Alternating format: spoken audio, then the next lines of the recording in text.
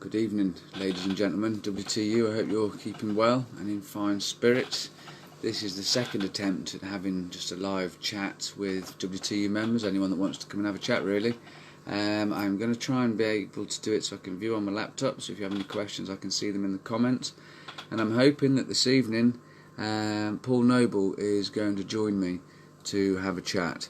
So bear with me while I try and figure out the technical aspects, which is a bit of a new thing for me. Okay, I'm sending an invitation now. Meanwhile, I'll see if I can find the live feed on my laptop. Bear with me. I hope you don't have to look at my pain faces and my concentration face. How can I watch it live on there as well?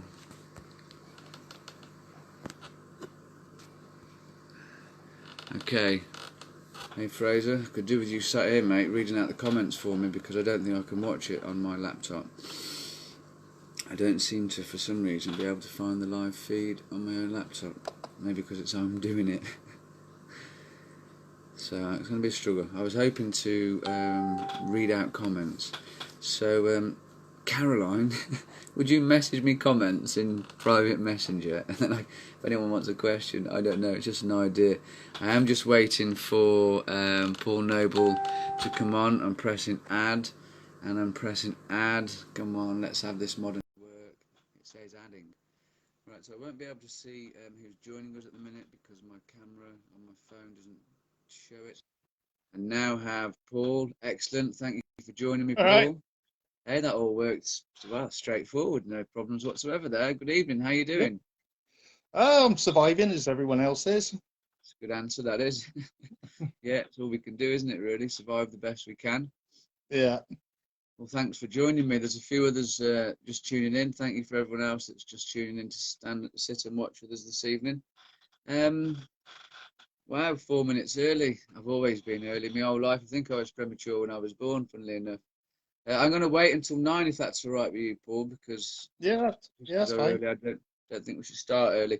But just how can we have a chat without talking about any of the questions? Interesting one. Can I ask, have you? I'll do a shameless plug. Do you happen to have seen either of the publications that have been put together as in terms of a fundraiser for the campaign? Have you noticed any of these? Can I ask? Well, Words of Wisdom. Oh yeah. I ordered that. Oh, brilliant. I got that ages ago. Well done. I did do a cheeky cheat on the competition of best photo, and I used my dog. Oh yeah.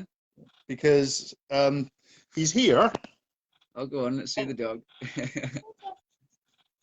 Let me see if I can get him. He's there. Oh, I can see an ear. The ears are. Oh, hello. Good job. My daughter's in bed. She'd be going gaga right now. It's the other dog, Amy. He just wants to steal the love. Anyway. So was that your cunning plan, and you won a prize with the dog? No, I didn't win actually, but it was the reason I used him was he's one of the reasons why I think the campaign is so important, because he's epileptic. Right. And the option I was given he was 18 months old, so still a puppy. And the option I was given was, do I let him carry on having seizures, which will eventually kill him? Yeah. Or the medication on offer would mean he had no quality of life. And the vet actually said to me, your choice is a dog who's going to slowly die on you or a dog who will have no life. Which do you want? And I went, neither. And he said, you can't have neither. You've got to have one or the other. To be quite honest, at the moment, I have neither. I've got an absolute idiot of a dog who runs around like a lunatic all the time. And he hasn't had a seizure now for, well, he's 2 years. Wow, that's fantastic news. Great news. Do you mind talking about what the care regime plan is, sort of thing? It's I've got CBD dog treats for him. Yeah. And he gets those when he goes for his walk, because he literally will do anything for those treats. Got you. He's obsessed by them. And he knows he gets 4 treats, and I'm sure he can count, Wouldn't because surprise me. once he gets to his 3rd one, he knows the 4th one is when he gets home, and that's it. He's legging it for the house as fast Got as you. he can, so he can have his final treat. Oh, I see. So he can count. He has the 4th treat when he gets home. Yeah.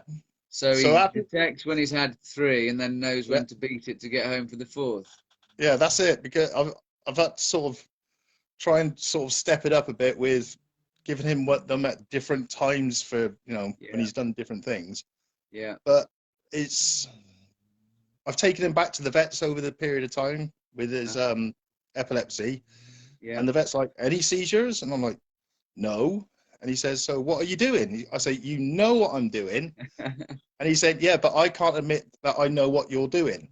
No, So once again, it's hidden away, even though the vet knows it's working 100%. yeah. It's interesting. This relates to me. My daughter wanted a dog for a very long time, and we found a dog for the family, and we thought it was going to be the dog of her dreams, sort of thing, and had all these wonderful romantic ideas of daughter and doggyhood days. And we brought him home, and I think within a couple of weeks of being here, he had a seizure.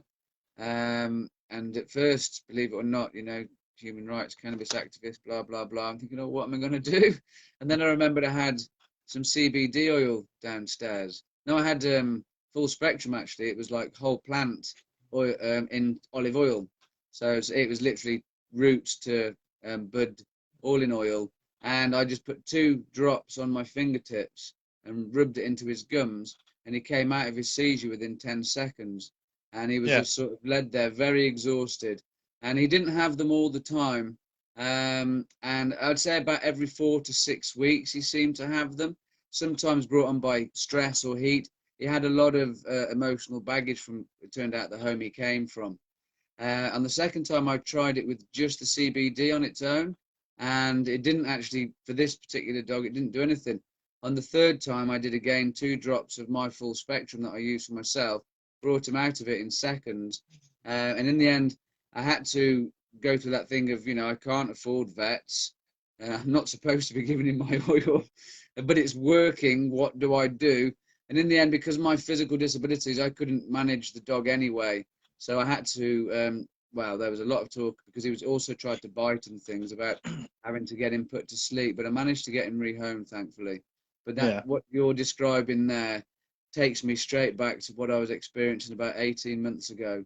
And it's nothing short of miraculous watching it bring them out of. I'm sure parents with children with epilepsy have seen the same kind of miraculous response. A couple of drops and they kind of coming out of it. Because he'll start having twitches and tics, not all the time, but it'll be, when I see that happening, I immediately give him the CBD. Yeah. And he doesn't go into a full seizure. He'll sort of be a little bit clingy because he's a bit unsettled. And he can feel it. But he doesn't have the seizures. I don't have to rush him to the vet. And so you're managing it to prevent seizures altogether then, rather than having to treat seizures. Yeah, because That's he's on it daily. Yeah, it's like a preventative dose in essence, Yeah. then, isn't it? Yeah, that's what I went to in the end with our little dog, putting a drop a day on one of his biscuits, just to try and prevent ever having any seizures. Wow, that's fantastic. That is. It's a really heartwarming story. Thank you very much. Well, that answers the second question, doesn't it, about why you feel the campaign's important? I mean, it's interesting. I've a few people in the group I hear because of their pets. You're not alone, as it happens, and I love it. People breaking the law for their pets. It's like, yeah, I love you. Can I ask, how did you find the WTU campaign? Where was it that you heard about us the first time? Well, the first time we actually met the WTU was beginning of last year at Birmingham, the NEC show. Ah, yes. The big bomb scare that went on. Do you mean the the seed bomb that coincided with like an electrical failure that shut the building down? Yeah. Is that the one that you mean? Yeah, we were all sat there, and suddenly everyone is driven out because there's a bomb, and I'm thinking, where's the bomb squad? Where's the police? Where's the fire brigade? It was And it was, scary, wasn't it? Carry on. why are they letting people still wander into the wedding venue next door to us if there's a bomb in the Yeah, building? that was You know, the bizarre one. but it Um, was you who sort of really lit the fire. You did the analogy I would use is you were Morpheus stood there with the red pill and the blue pill, and you gave me the red pill, which I regret. Sometimes I think, should I have really I should have taken the blue one. It'd have been a oh, lot no. easier Tell me. because But I've got a medical background, as in I got a degree in anatomy and physiology, yeah, and I never learnt about the endocannabinoid system. interesting. I didn't do a degree level. I studied a sports science diploma when I first left school, which had anatomy and physiology, which I studied the hell out of, and I never learnt about it Yeah, there either. Gray's Anatomy didn't have the endocannabinoid system. no, and it was when you said about if you take a seed and suck on it Yes, and then plant it, that plant will grow for you. That allegedly. was that was me. That was hooked Interesting. because I was there for a multitude of reasons because I was diagnosed with arthritis at 17 Right. and I was told I'd be in a wheelchair by the time I was 30. Well, I'm 51 now and I'm still working. I'm not in a wheelchair, and my son, he's been diagnosed with Crohn's, Yes. and we're having a one hell of a battle going on there at the moment. I have And friends there that might be able to have some insight, maybe.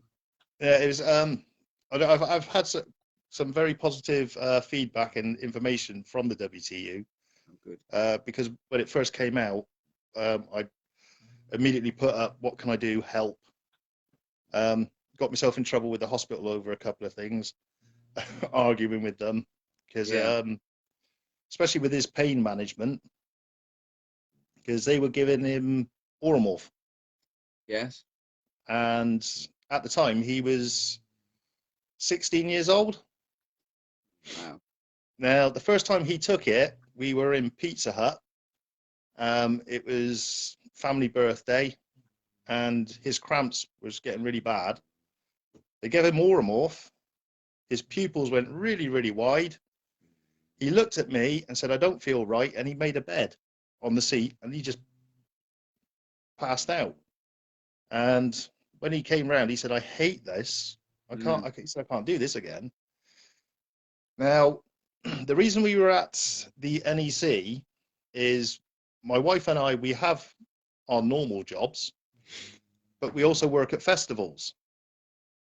And I came across CBD through the festivals because even though I've gone from, well, it was 48 years by then, I'd never had a clue about the medicinal value of cannabis. Yeah.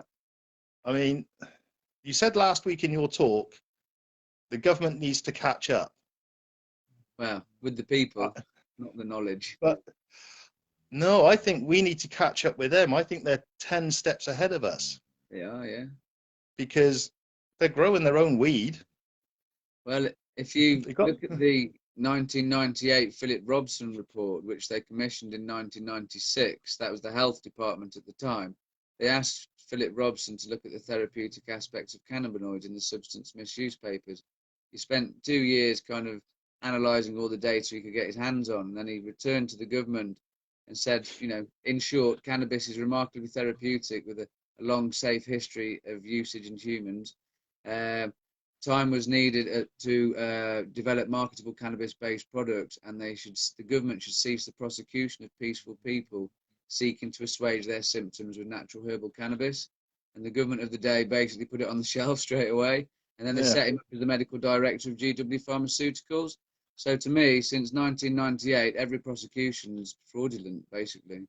Yeah. And they've known since then, they've got over 138 patents the last time I counted, how many patents that GW had made from cannabis, and as it's on the market for $7.2 billion. So for a plant with no therapeutic value, they've done all right out of it, haven't they? Yeah, Um, that's what. so yeah, I can They're see all. what you're saying about we need to catch up with the government, but I was thinking in attitude that Yeah. they're just deceiving everybody in essence, aren't they? Well, that's the thing. It's they're playing a very, very clever game, and it's trying to figure out how to unravel their lies. Yes. Because the one thing my dad always told me when I was young was, if you keep telling a lie, eventually that lie becomes the truth. It's an old And propaganda motto, isn't it? yeah, and Yeah. that's what the government had told this lie for so long that everyone believes it. Yeah, a lot of people still do as well. Even the contact I have on a daily basis with people who necessarily don't know anything about cannabis, they are still grossly misinformed by the mainstream narrative that the government push out. Yeah, Which again, that's to me where it comes down to misconduct in public office and fraud, because they've deceived the British public in order to protect their own invested interests, it would seem. Which is why I would talk about fraud. They must have had a conversation about that, so there's got to be a dash of conspiracy going on somewhere. And I reckon there's at least 6 million people living in their homes feeling pretty terrorised. So we've got fraud, conspiracy, terrorism, misconduct in public office, in my humble opinion. yeah, Whether a judge can be led to see that way is a different matter entirely. But it's very, very difficult to know how it can be seen any other way. yeah. It's when you try to the way I've started doing it. When I try to, the only way you can say it is educate people Yes, in what's going on. Is I point out in England, in the UK, cannabis is illegal. yes, I say in America, it's legal to grow. In Canada, there's there's countries all over the place. yeah, Where do you think the biggest farm is for cannabis? And they go, Colombia. I go, nah. Okay, California. No, it's here in the UK. madness, isn't it? I think it was And they're like, 97. Go on, keep going. yeah, and they're sort of, now you're talking crap, mate. And I'm like, no, seriously, it's here. It's called British sugar. Yeah, And they're like, what's it called British sugar for? Because they don't want you to know it's there. yeah, Because if you can grow your own medicine, you don't need to go paying thousands to the pharmaceutical companies, which are lining the pockets of the politicians. If you can, they keep saying things like paracetamol, aspirin. Can you buy it rather than get a prescription because it'll save the NHS money? they Well, do if I ask can you to get, do that. Yes, so if I can actually grow my own yeah, pain relief, yeah. doesn't that save them even more money? I must have saved the NHS an absolute fortune since 2014 in drugs because I've not taken their drugs anymore and provided for myself, basically. I do use Oromore from time to time. And I know there's lots of members also in the same situation that even I think of like various parents as well, they're saving the NHS a fortune at their own personal risk and expense. Do you know, I think that might be a lot of the reason that they're reluctant to change the law. The thought of if we let people grow their own, then nobody will want to come and spend their money with us. But to be honest, I think the vast majority of people probably couldn't be bothered and would end up just, yeah, you'd have some people that would grow a percentage, but I think like we have for home growing your fruit and vegetables and things like that, it's not something the vast majority of the population all do. Majority like to go and just buy it from a shop where someone's done all the hard work for them and they can just go ka-ching, ka-ching, thank you very Yeah, much. So I feel the right to grow at home, I don't see it as a threat to the pharmaceutical industry or anything. I don't think, because the vast majority of people would end up, if they had the chance, yeah, they'll grow for themselves. Some will, but the majority will buy, I think. But yeah. I suppose we'll never know until we're in the position to be able to find out. Um, it's an interesting one. I did do the maths on this in the evidence bundle. I calculated how much VAT I had spent on all of my cultivation equipment, basically, and typical seeds, running costs per cycle, every single thing I could think of. And then I calculated the VAT on it. So I calculated the typical VAT contribution of, an average 9-plant perpetual cycle grow. And then I assumed that maybe 1% of the 6 million users and consumers in the UK might choose to grow.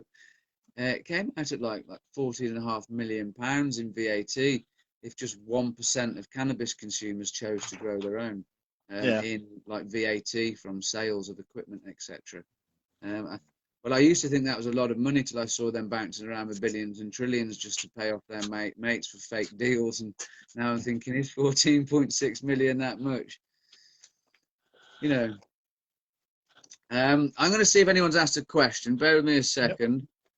Thanks to everyone that's sat in, joined us to tune in. I'm just scrolling through. Feel free to ask us any questions. Somebody's dog, my dog Bobby, has slight fits, so I'd love to know what to give him.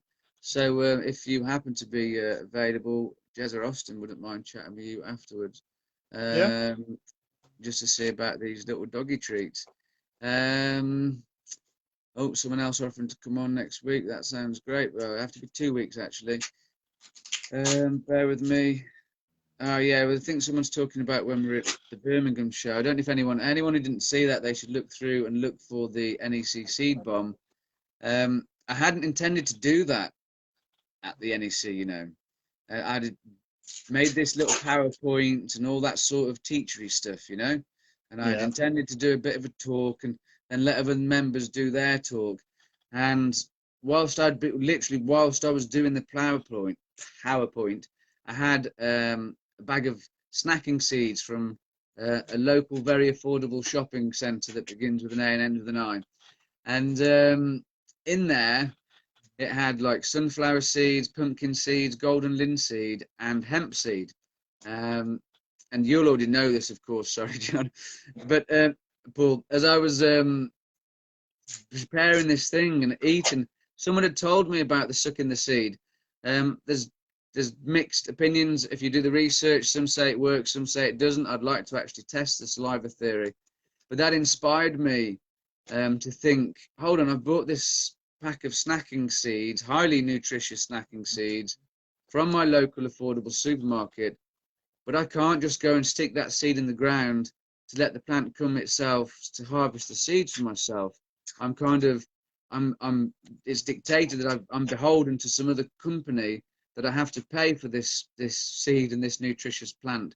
And that made me kind of think to myself, right, I got a sneaky plan here. And while I was there, I asked my team, could you go off and just find me like, a big stack of cups, paper cups? And I asked another one, could you go and ask one of the grow stores for a bag of soil for me? And then I said to some, could you maybe just, put some of those over there? And no one really knew what I was going to do because I'd kept it literally under my sleeve. Maybe I told one or two closest, and then on the stage I started sowing the seeds of these nutritious hemp plants, cannabis, and I invited other people to join me. And it was a bit of a moment like, will anybody come and join me?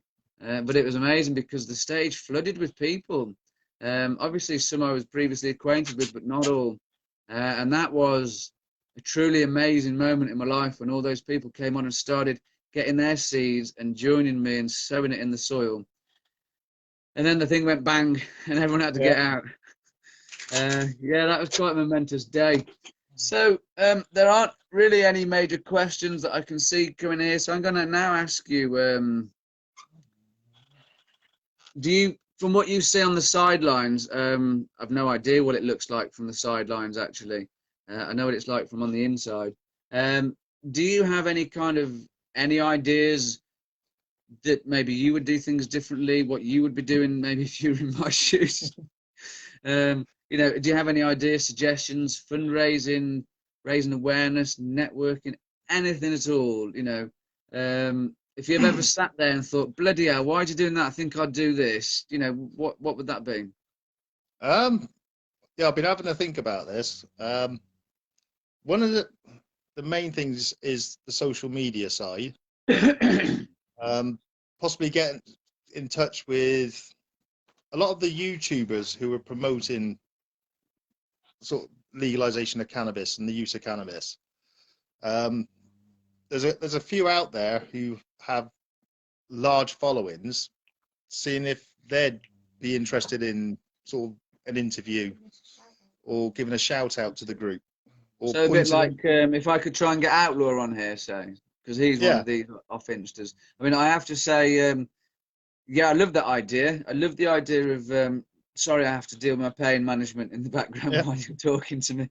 I love the idea of connecting, branching out, especially because I hate the divisive recreational medical paradigm that to me doesn't exist. But we all need to come together. Do you know what I mean? And I think Instagram would do that. Thank you for volunteering. When did you start? Well, I've been having a word with my son because my son's 18. He's more. I understand where you're leading, I think. And it was sort of how to get hold of the YouTubers themselves and see if they'd be interested. That's something I am sort of finding out from him.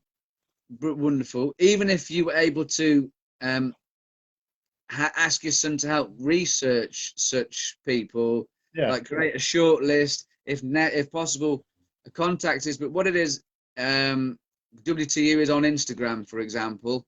I'm only just kind of finding my feet on it.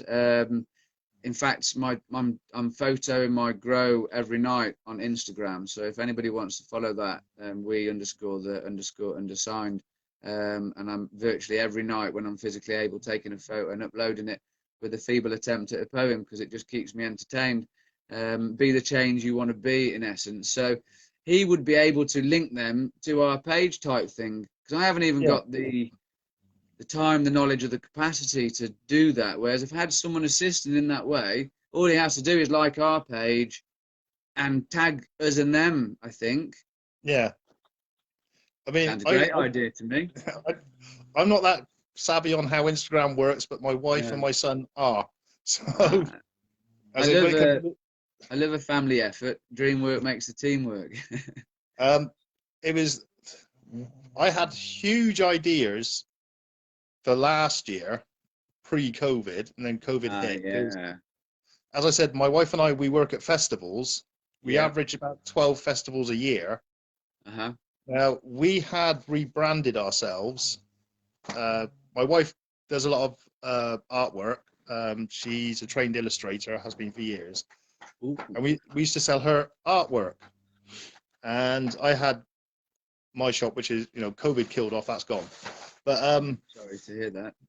We were heading down the more holistic path, more nature-inspired path, especially with my finding of how cannabis helps with, because I've got ankylosing spondylitis. Okay. And can you explain what that is to anyone that doesn't know? Sorry. Right. So ankylosing spondylitis is an autoimmune condition where when I get ill, my immune system decides I'm not going to attack the bugs, I'm going to attack me. And it forms arthritis. Would that be like bony growths? Bony growths, inflammation, but thing with ankylosing spondylitis, you can even get it in soft tissue, not just bone. Because one time they were checking I didn't have arthritis in my heart, and I was like, "No, that's scary." When you get told that,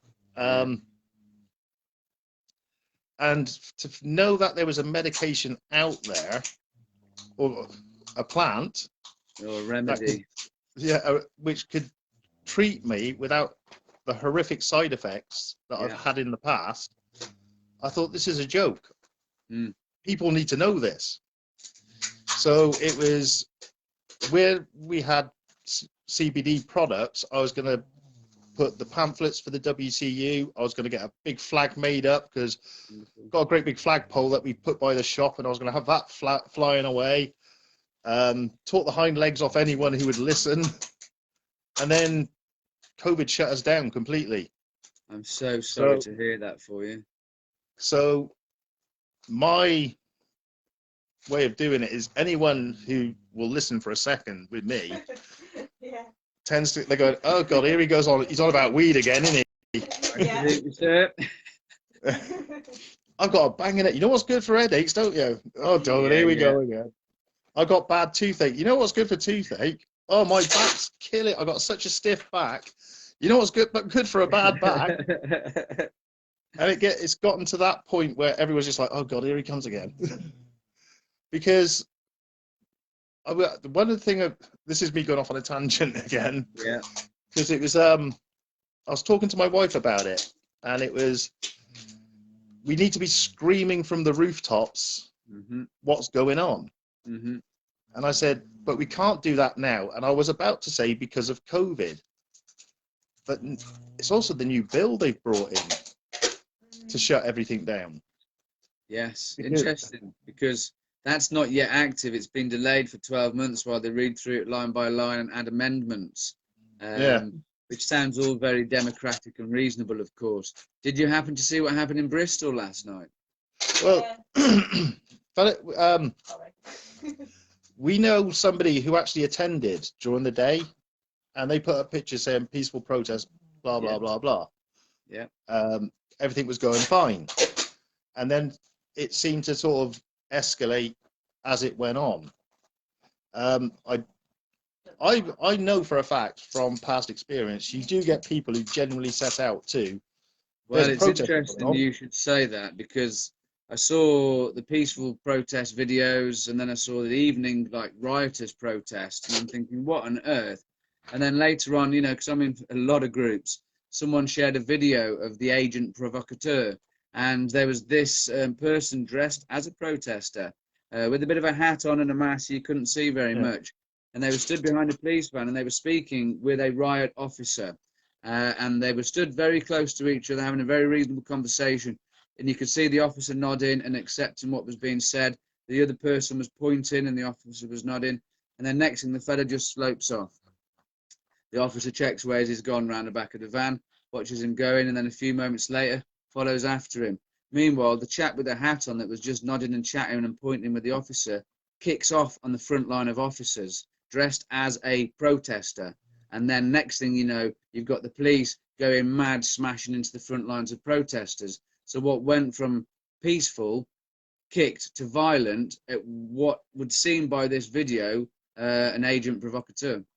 Yeah. State employed to actually create a false flag, I would call it, a false flag event to make people think this bill is justified and needed, and to justify their policy. It's another fraud upon the British people, if you ask me. Because one of the things they're trying to push is because of COVID, we need this to keep things safe. Absolutely. But they keep telling us we're heading out of COVID. Wow. So I've probably opened myself up to these discussions by having live discussions, haven't I? Yeah. I have to say, to me, COVID is the new cannabis, in my opinion.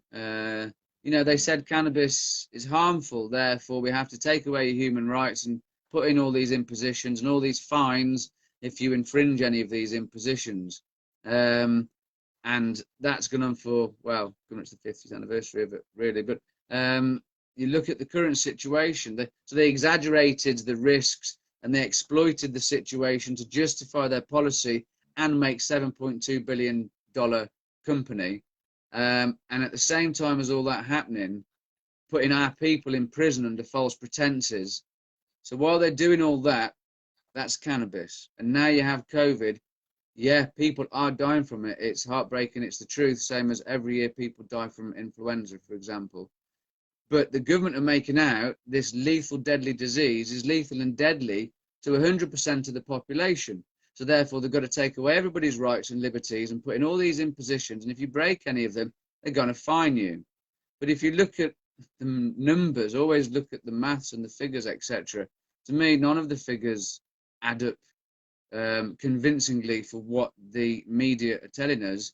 And I'm far from convinced what the mainstream narrative says to be factually truth.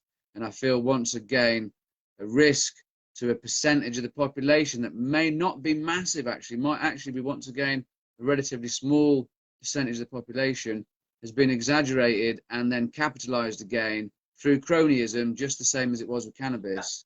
So instead of cannabis cronyism, you've now got COVID cronyism, exaggerating, exploiting, and taking rights all over again. I could be wrong, but that's what I kind of see.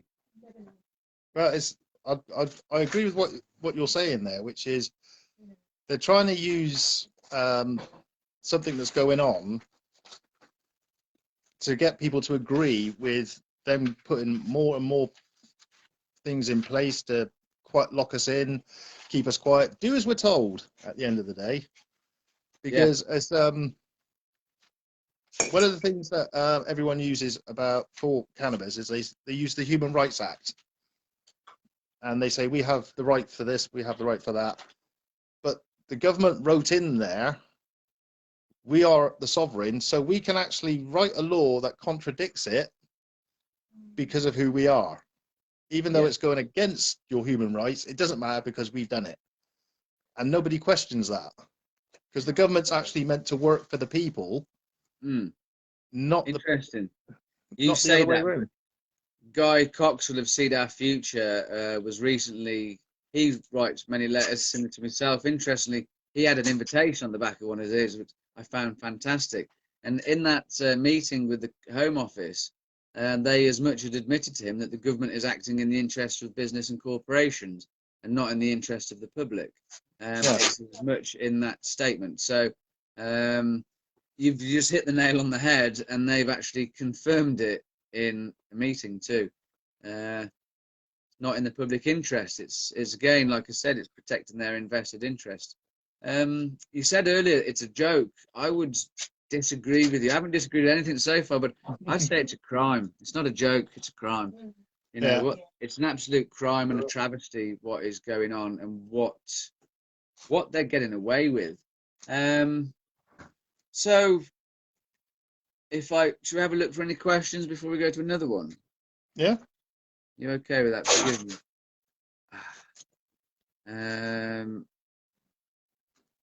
Somebody's asking here, they say, shit man, that could be scary, you taking the vaccine then with your condition. So someone, I'm not sure if this is addressed to yourself or me, but someone's saying, shit man, that could be scary. Are you going to take the vaccine with your condition? Well, I'm happy to say with my condition and my interactions with pharmaceutical drugs so far in my life, I personally am not taking that gamble, and I won't be risking my health and condition further. You don't feel obliged to answer that question, Paul. It's entirely up to yourself. To be quite, I've had the vaccine, and it's the environment I work in. It was for me, the way I chose it. It was the sensible thing for me to do. Each to their own. Yeah. I don't think everyone has to take the vaccine. I think everyone has the choice, and that they should have an informed choice. Yeah. As to whether they take it or not. Because that's exactly what I believe. To try and force it on people, now that I don't agree with, because there's people out. I used to be one because of the horrendous treatment I received from the NHS.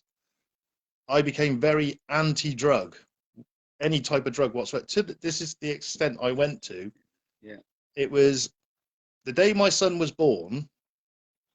My wife got taken out. We're going to take you for a bath, get you cleaned up. Midwife turned around and went, and here's your son, and gave him to me. And I was left in a room alone. Now, up until that point, I'd been using a lot of opiate-based pain relief. And to be honest, I was an asshole, to put it bluntly, most of the time. And I looked at my son, and I had that moment of, oh God, I'm a responsible adult. I'm responsible for a life here. I've got to sort myself out. I remember that moment. And I said to my son, I will never take that type of medication again, ever. Yeah. This is the degree I got to, was I had to go for a filling. Dentist goes, do you want pain relief? I went, no, crack on, mate. And he went, no, seriously, you're having a filling. I went, you're not giving me anything, do it. I went through I saw a bright white light. The pain was horrendous, that white light. but I wouldn't touch the medication they were going to give me because of what it done to me in the past. So if my attitude hadn't changed until recently, I probably wouldn't have taken the vaccine. There's not been there's not been enough research. It's been rushed. I do believe that. But because of my personal situation, I felt I had to go ahead and do it. But it was the right thing for me personally. Yeah. And that's all everyone, that matters. Yeah, everyone else has to make their own choice. Absolutely right. Totally true. And that's why when people have called me anti-vaxxer, which annoys me because I'm not an anti-vaxxer. I'm pro-choice. I'm a human rights campaigner who believes in the freedom of choice. How could I be anti-anything sort of thing? So I'm glad you made your informed choice. I'm even more glad to see that you're, still with us and there aren't any adverse reactions. I know most people seem to be okay, and it is a minuscule percentage of people. The reason I'm so reluctant is because from my experiences so far, I've always been in that minuscule percentage of people that have had the minuscule percentage of odds chance of a side effect happening. That's happened to me nearly every single time I've taken the pharmaceutical. On that basis, no thanks. I would literally rather get the illness than have the injection because of my own personal experiences and reactions to pharmaceuticals and illnesses. I'd hit it with garlic and natural remedies because that's just my way. But everyone should have their own choice and they should all be respected, no one be coerced. So that's fantastic. That was a different question. Here's a different question then, Paul. This is relating to your previous skill set. John Rich saying, how about a camping festival weekend? Paul has experience on that. It could be limited to a certain number. If we could get an appropriate place for it, then it'd be a good way of getting everyone to meet and raising funds for the cause. I guess we're both going to say the same. It's a wonderful idea, but COVID is a bit of a smasher. It is at the moment. But festival-wise, I think if you got in there first, you could have the potential to have something really, really big. Especially if you could get one set up for 420, not this year, but next year, or if you could get it in place for an event, because have all the groundwork, planning, and preparation prepared, kind of thing. Yeah, there is a hell of a lot that goes into it. Yeah. But festivals are, there's so many. Everyone just thinks a festival is like Glastonbury. Yeah. But there's so many mini festivals for so many different things all around the country all year round. Because my wife and I, we used to do mainly VW festivals. Yes. So then you've got fairy festivals, you've got holistic festivals, you've got well-being festivals. Yeah. You got food festivals, music festivals, cowboy festivals. All kinds of festivals. They all go on. So if you actually set up a 420 cannabis hemp festival, I can guarantee you'd fill it. You'd have people queuing up for tickets. Well, I think it's something we should certainly think about. I know, these events were happening pre-COVID, weren't they, of different scales, lots of Canna community mini festivals going off, little camping ones for the weekend. I mean, from my personal point of view, I know we, the undersigned, we were organising community outreach events in community halls, various parts around the country. The thought of undertaking that sort of organisation with the current legislation, I have to say, makes me shy away from it. I can't deny it. And even with you would need a specialised team of people who they were totally dedicated to just that. Yeah, that's where one of the barriers would be, because it's everything you have to have in place to actually set up and run festivals. Yeah, which now will be even more, because you'd have what it all used to be previously, plus all the new, what do they call them, COVID secure guidelines or something. I see. Yeah.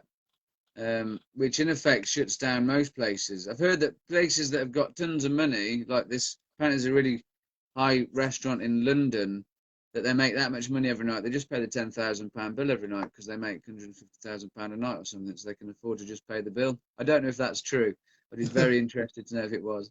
Someone's saying, I tell you what, before we move on from the festival idea then, if ever we got to that stage, because I was literally talking about this with Outlaw in one of our little Zoom conferences last week, we've also had the idea of a WTU Cannabis album for quite some time. We've even got the group WTU Cannabis to try and make an original music album or even a fundraising festival.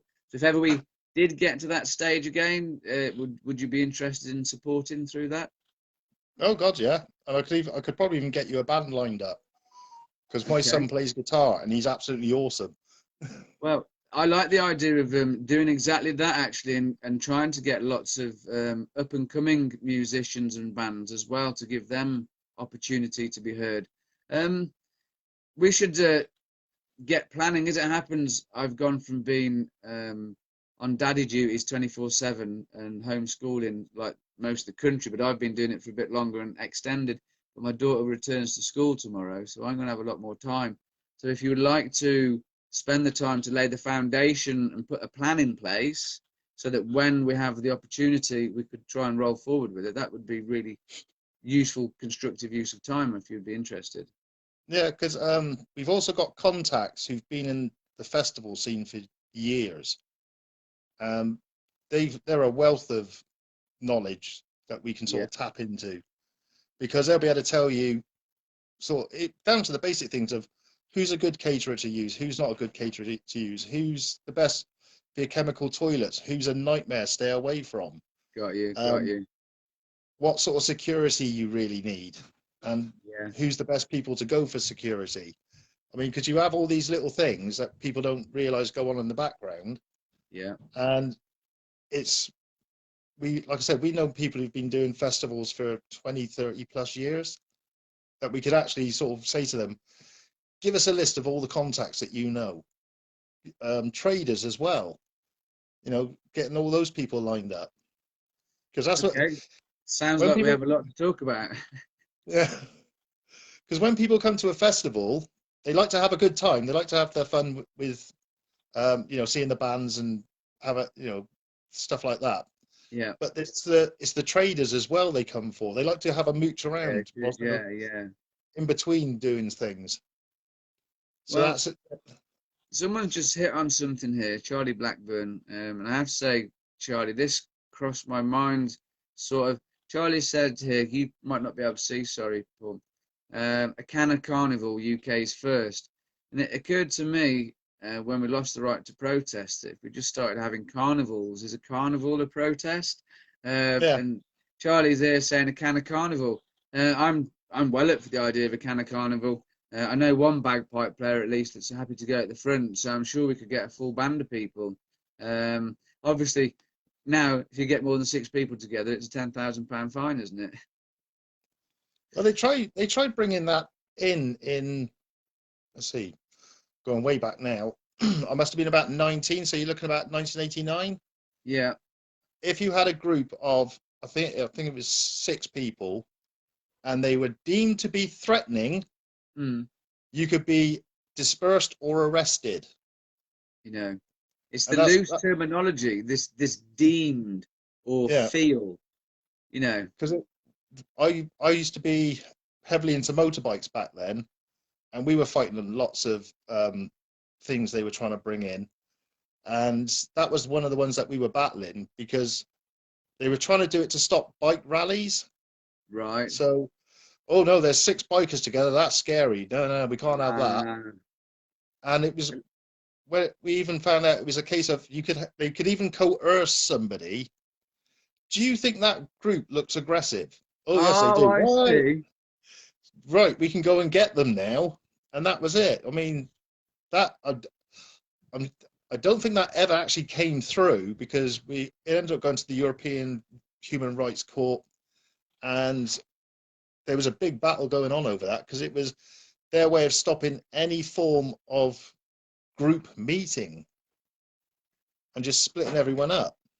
Yeah, I mean, this is like the thing with COVID, that the regulations take away all human rights, really, in the pretense or the guise or the idea of protecting the public health.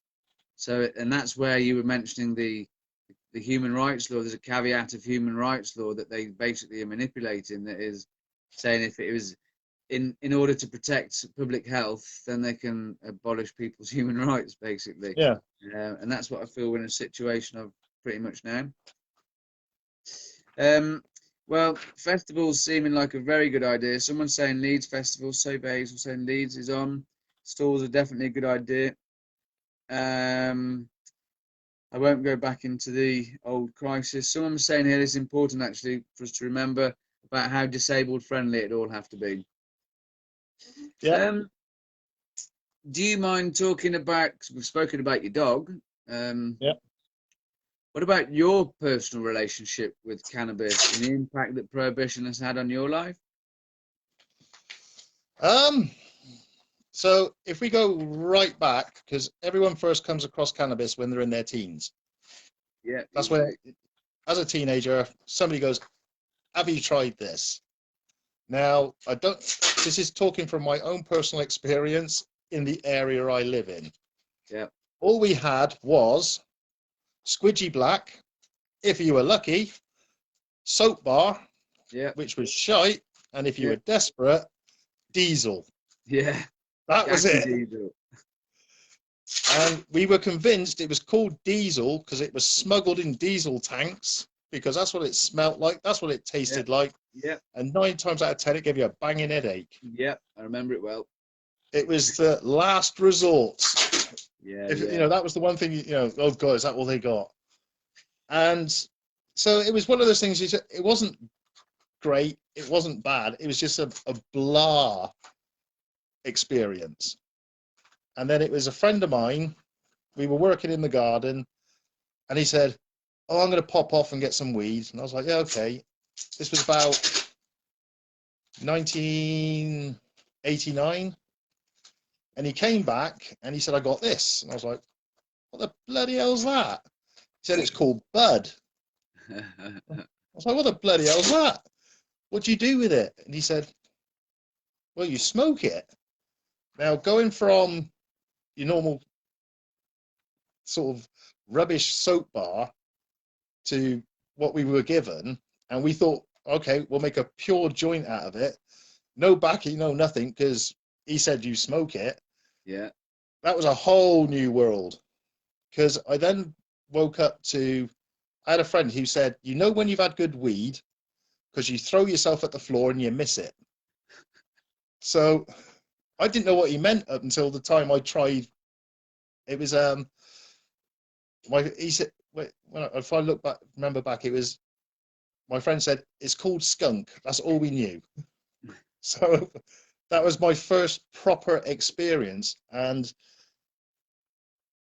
the only way you could get it in the area I live is if you went to your nice local dealer, all you got was the soap bar or the diesel. If you wanted anything better, you were dealing with pretty hardcore dealers then. And I went into my local town to buy something decent, and I got met by a bloke in the middle of winter, and all he was wearing was a pair of trainers and a pair of jeans. That was it. And he had the biggest bloke with him, who was his, I assume, bodyguard. And I said, "Have you got any bud?" And he looked at me and went, "No, I've got crack." And I was like, "No, I don't want that." And he was like, "You sure?" I went, "No." And that was it. I sort of thought, I can't be arsed with this. Yeah. And completely forgot about it. And, you know, you got Amsterdam and you got friends who occasionally smoke. Now, throughout this entire period, I'm living with my condition. Everyone knows when I'm having a bad day because I can barely walk. But all the people I was surrounded by who smoked cannabis, none of them were aware of the beneficial side of it. None of them turned around to me and said, "Try this for your pain." Yeah. So Interesting. I just cracked on with life, sort of effing and blinding my way through it. And I broke my finger at a festival, and a friend at the festival came up and gave me a joint and said, try this. Because I was in absolute agony. I was soaking wet, freezing cold. My arthritis was through the roof, and I broke my finger. I said, I can't smoke that. I said, that's illegal. I'll get kicked off site. He said, no, it's CBD. I was like, what the bloody hell's that? And he said, it's cannabis, but legal. Now, I smoked it. The pain in my finger went. And I was talking to a customer, and I suddenly realized I wasn't in pain. For the first time in 17 years, I had no pain anywhere. So that would be hemp flower CBD, but I'm presuming. Yeah. Yeah. And that's how he gave it to me, was he made a joint out of a flower. Yeah. And now I didn't have this is good. I completely freaked out because I had no pain. I thought, there's something wrong here. Why don't I have any pain anywhere? What's going on? And I went over and said, what the bloody hell have you given me? What have you spiked me with? And he went, nothing. I said, but I can think clearly. I'm not in pain. And this is weed. So you're lying to me, because at the time I was still brainwashed by what the government have told me. Yeah. So I started looking more and more into it. The more I looked into it, the more obsessed I became by it. And then I started going, wait a minute, I'm listening to people who said, for the past 20 years in my research, and I've got, you've been doing this for 20 years. Why haven't I heard of this? Why hasn't all my friends who regularly smoke cannabis heard of this? Because they haven't told me about it. They know my condition, but they haven't advised me. How have they been kept in the dark? How have I been kept in the dark? So, good question, that. Why were we kept in the dark? So I started looking more and more and more into it. And the more I looked into it, the more frustrated and angry I became. And you start to end up sounding like a lunatic in the end, because you start telling people, and then you start ranting. Mm-hmm. And you're thinking, just listen to what I'm bloody saying, because I'm giving you facts and figures, and you're coming back at me with an argument with no statistics behind it. Like the favorite one is, it causes mental health issues. And I'm like, well, where's your proof? Where's the statistics on how many people are affected with mental health? Well, I saw it on the internet somewhere, so it must be true. No one ever considers what effect does criminalization have on a person's mental health? No, because at the moment, the government are... Now, I'm somebody who's lived under the mental health umbrella for over 30 years. Mm-hmm. I had quite a rough childhood when I was growing up.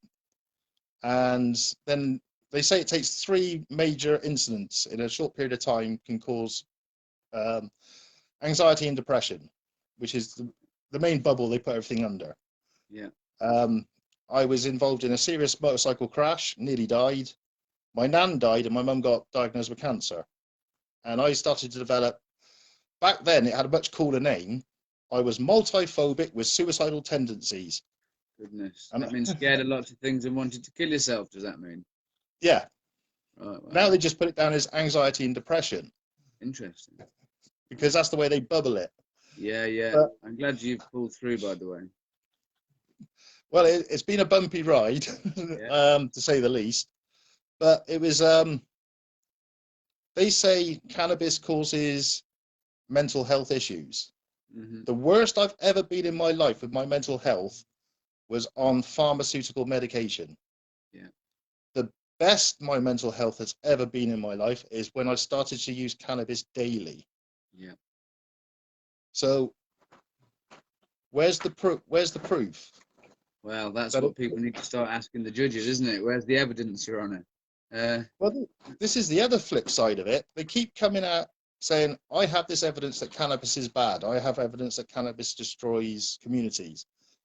And when you say about evidence for it doing good, there is no evidence. Now, coming from a medical background, when you do a study, you have the good, the bad, and it did absolutely nothing. Yeah. So if they've got all the bad evidence, they've also got all the good evidence collated. This is the funny thing, actually. A lot of the research that exists, or what precipitated a lot of research, going even back to, I think, the 50s and the 60s, was they were set out to find out the harmful aspects of cannabis, and all they found out was how useful it was for killing cancer cells, for pain, for glaucoma, and all these kind of things. And they had to keep trying to bury these reports because they keep trying to prove how harmful it is, but keep proving how useful it is. I think that's fantastic. So I had the same thing. I used cannabis from the age of 16, and it wasn't until 2014 that I actually thought, what does this do to my body? I knew it made me feel better. I knew it had taken away all of my depression, suicidal tendencies, interesting enough from my childhood that wasn't maybe the best of beginnings. And I really wanted to die, although I didn't believe in suicide. And then I had my first smoke of that sort of squidgy, where it wasn't, it was soap bar. And it stopped me, well, the voice is quietened, and I just managed to process my emotions and didn't feel like I wanted to kill myself so much. And then I've carried on with cannabis my whole life ever since, like you say, every single day, from the age of 16, really, apart from for 6 months when I abstained because it felt like society expected me. Oh, you shouldn't smoke that, and it'll make you go mad and all that sort of stuff. And the statistics, interestingly enough, Harvard University, when it comes to a transient cannabis-induced schizophrenic episode, they found it's 1 in 4,000 people.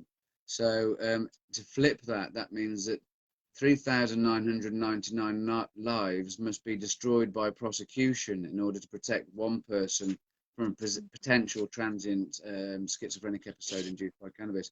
And that person is probably because of mental history in the family, or maybe because of an imbalance between, as they now know, CBD and THC. If it were a balanced variety, it's less likely to precipitate any mental health implications for people susceptible to it. And that's where I come back to that thing again. They've exaggerated a very real risk to a minority of people and have put it over everyone, and then prohibited the plant from us. Something else you were talking about then that made me think, but I can't remember because I've got a stoner memory. Because this is where my argument is with, when they say there's no evidence for good, they must have the evidence of the positive effects if they have the negative effects. They have, yeah. So I mean, where is it? What have they done with it? Because it's like, Champix. Have you come across Champix? No. It's a medication that was originally used for depression. Now, when they were trialing it, they did the usual thing, which you do with any trial you're doing: good, bad, didn't work.